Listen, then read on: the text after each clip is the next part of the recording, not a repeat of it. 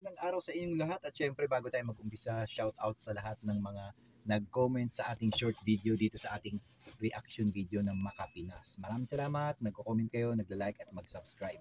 At bago tayo mag-umpisa dito sa ating ipapakita dito sa inyo kay Harry Roque, no, dahil malapit na mahuli itong bading jersey na ito, no, na talagang nagtatago sa dahig. Pero huwag kayong mag-alala dahil mahuhuli na ito. At ito ipapakita ko lang sa inyo, no, yung nasa taas na yan si Kitty Duterte at yung isa ay lumad, no, 15 years old na grade 10 student, no. Lala Impong sa Bukahan Youth Chair, no.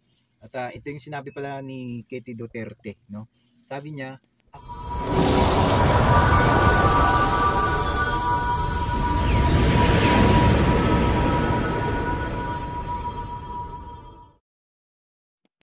Duterte, no.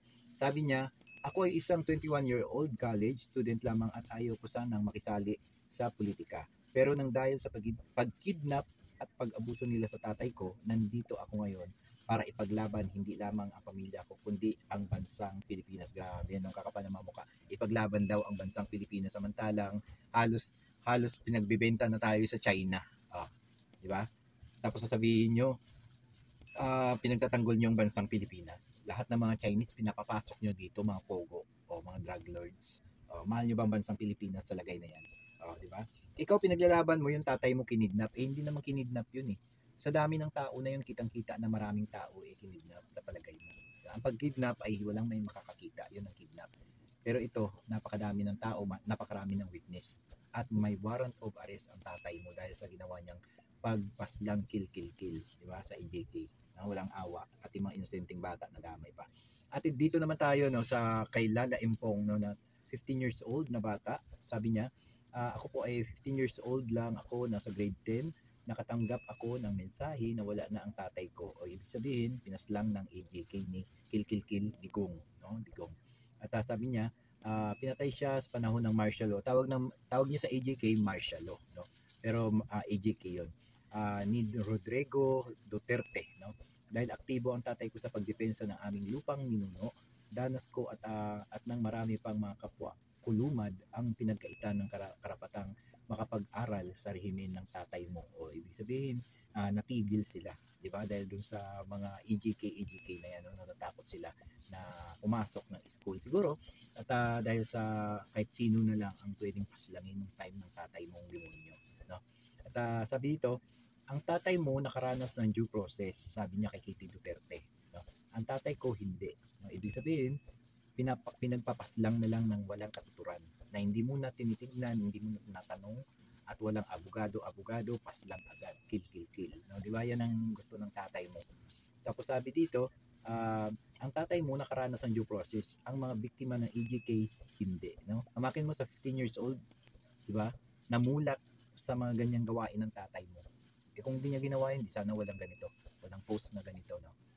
Nakakaawa yung batang ito, 15 years old, nag-aaral ng grade 10, wala ng tatay. Dahil dun sa ginawa ng tatay mong demonyo, na si Digong, na AJK kill. Walang due process. Basta paslang lang ng paslang. Di ba? Dito na tayo sa ano, no, kay Harry Roque, yung balyenang bading na nagtatago sa dahig, no? Mahuhuli ka rin at makukulong ka rin, demonyo ka. No, ito na. Pakinggan natin yung demonyong si Harry Roque.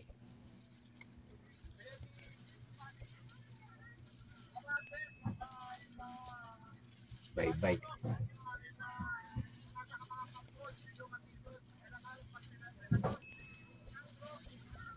Castro, pinagtatawa nila. Di ba pinagtatawanan nila, bye daw. Ano, hindi, ibig sabihin hindi ka mahuhuli sa lagay na yan. Kasi bye, magtatago ka sa ilalim ng lupa. Grabe ano. Sana may AJK dyan sa dahig para ma-AJK na itong si Harry Ballena. Tingnan natin.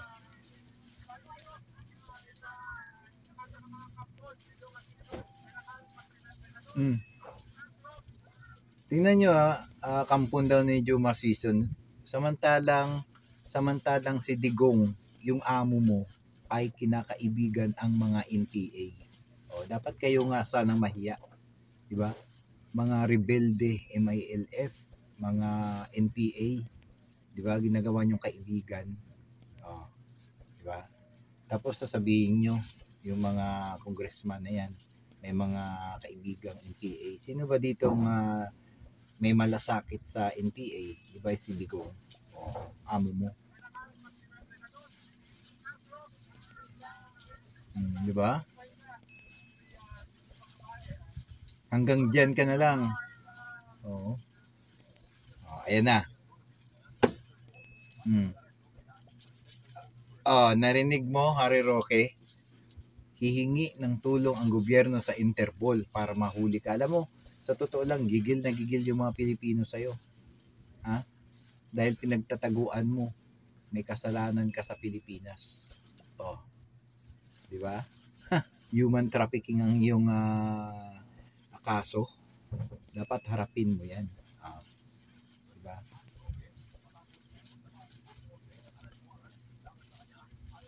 Aray! Aray! Aray! Harry Roque tsaka Cassandra Ong. May warrant of arrest na.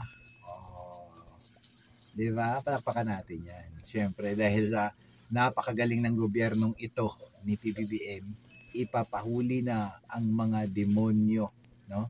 Na mga kulay Duterte. Ipapahuli na ng gobyerno ni PBBM para mabawas-bawasan naman ang mga demonyo sa Pilipinas. O, di ba? Oh, mahuhuli ka na. Tutulungan ng Interpol. O, tutulong ang Pilipinas. Hingi siya ng tulong sa Interpol para mahuli na ito dahil may warrant of arrest na itong si Harry Ballena. Kaladkarin ka ng mga Interpol para makauwi ng Pilipinas o susurrender ka ng kusa sa Pilipinas. O, mamili ka. Di ba?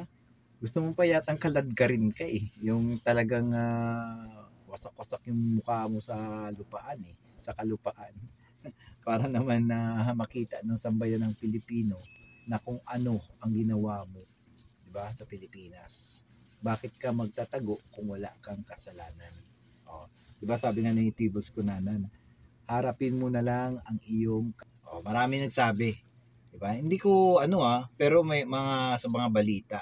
Sabi na sa tumakas na, 'di ba? Hindi nga natapos yung sa Quadcom, 'di ba? Tumakas siya. Oh, bakit hindi nila tinapos yung kaso na yun para malinawan ang mga taong bayan? Eh bakit tumakas sila? Kasama ito si Harry Roque, tumakas nagtago. Ibig sabihin, may matindi silang kasalanan. Oh, di ba? Kaya tingnan nyo nagtago sila pero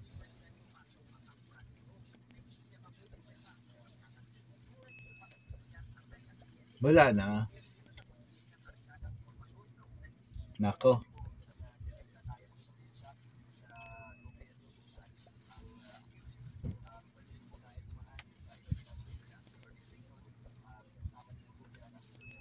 Oh, ibig sabihin, hindi sila makakatakas. Oh, iba't ibang mga international na mga pulis, no? O mga agencies na para mahuli ito sila ni Cassandra Ong at saka ni Harry Roque. Hindi na kayo makatakas. Dapat na kayo eh. Dapat sumurrender na kayo. Mas maaga. Nakakahiya. Nakakahiya. No? Kakalad ka rin kayo ng mga pulis. Di ba? Nakaposas pa. Oh. Kung hindi ganyan, sa harapan, sa likod. Di ba, Harry Roque, tignan mo yung tsura mo pag nakapusas ka. Para kang baboy na tinali. Ibang bansa, sa ibang sa ibang mga lugar no, na abroad, lilipat siya, makikilala pa rin siya kasi pangalan niya Harry Roque. Di ba? Ulitin natin para marinig nyo na mabuti, no? Hulihin, no, mga akusado, hulihin.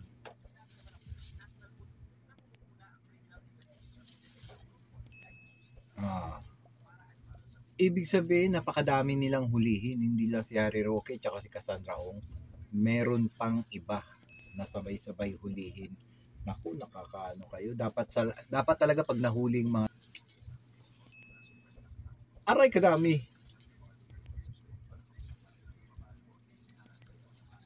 Oh, 50 katao pa ang huhulihin. Napakadami pa pala. Grabe, ito yun. Oh, ito, oh, ebidensya, oh, 50 katao pa.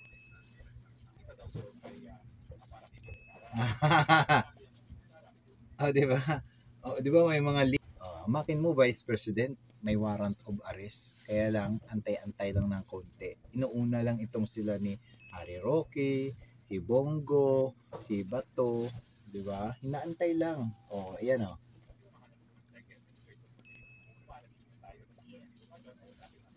Ibig sabihin, hindi pa siya pala naniniwala dun sa mga chismis dyan sa ICC na Pilipina ang nagsabi. Oh, gusto niya talaga may magsasabi pa talaga ng second opinion. Eh si Sara na nga nagsabi, 'di ba? Kasama siya dun sa huhulihin, no? Sa kanila ni Bato, sa ni Bongo, mauuna lang 'yon at siya ay nandun lang siya sa baba ng konti, no? Siya na nga nagsabi na huhulihin din siya ng ICC, 'di ba? Pero itong si Harry Roque ayaw makinig, ayaw maniwala. Oh, 'di ba? Gusto niya maghahanap pa siya ng mga second opinion, third opinion na talaga kung totoo baka chismis lang na hindi totoo na uhulihin siya na may warrant of arrest siya, di ba? Mali yung kanyang pag-iisip, no? Nasabihin niya sasabihin niya na hindi siya mahuli o walang mga ganitong kaso na uhulihin siya. No, ayaw niya maniwala nun. Gusto niya may mga second opinion pa na para talagang totally na maniniwala siya na meron na siyang warrant of arrest. O, di ba? Fake news. Fake news. Grabe ka. Oh.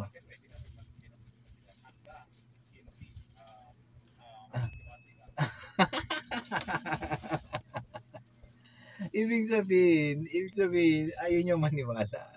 Kahit si BP Sara pa ang magsabi na meron na rin warrant of arrest, siya ayaw niya pa rin maniwala. Pero gusto niya pa rin ng confirmation. Ano ba ang gusto mong mangyari, Harry Roque? Yung talagang sa'yo sa pagmumuka mo sabihin na may warrant ka na. Andiyan na nga, kalat na nga yung balita na may warrant of arrest ka na. Dalawa kayo ni Cassandra Ong. Kaya nga, Interpol na lang ang bahala sa inyo na hanapin kayo kung saang sulo kayo ng daigdig. Kaya nga, kung ako sa'yo, magtago ka na sa ilalim ng lupa. Magtago ka na sa ilalim ng lupa, Harry Roque. Kasi pagtago ni Harry Roque sa ilalim ng lupa, yung sa may putikan, at tama-tama kasi baboy. Para hindi siya makita. Ano, yung lupa ba na may mga putik-putik tapos may tubig na kulay itim, no? Parang baboy talaga. Magtago ka na doon para hindi ka na makita. Tingnan natin, ano. Kala nila baboy lang. Ito na.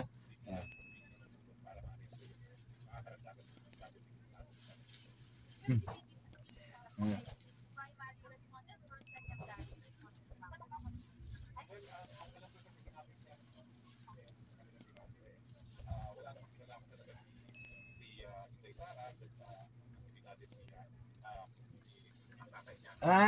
Wala. No? Ang sabi-sabi nga isa rin sa mga mastermind dyan sa AJKO. Marami nang nagsasabi niyan, hindi lang ako. Isa rin siya sa mga may gusto niyan sa AJK. Di ba? Kasi nga, yung mga maliliit lang na mga sindikato, maliliit na mga adik ang kanilang mga pinagkikil-kil-kil. Pero yung mga drug lord talaga ng mga Chinese, pinapauwi nila sa China kasi ayaw nilang makil-kil-kil.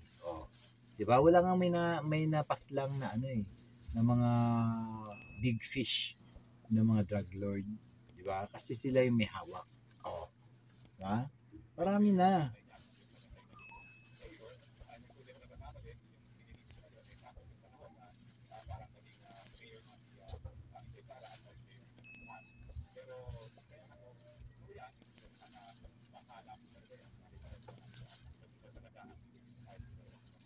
Ah, ito lang yun kokomento tayo last, no? Dahil nga sa malapit-lapit na ang kanyang paghuli, di ba? Handa na natin yung ating pagtawa, no? Magtago ka na, Harry Roque, sa ilalim ng lupa na may tubig na itim, no? Dahil baboy ka naman,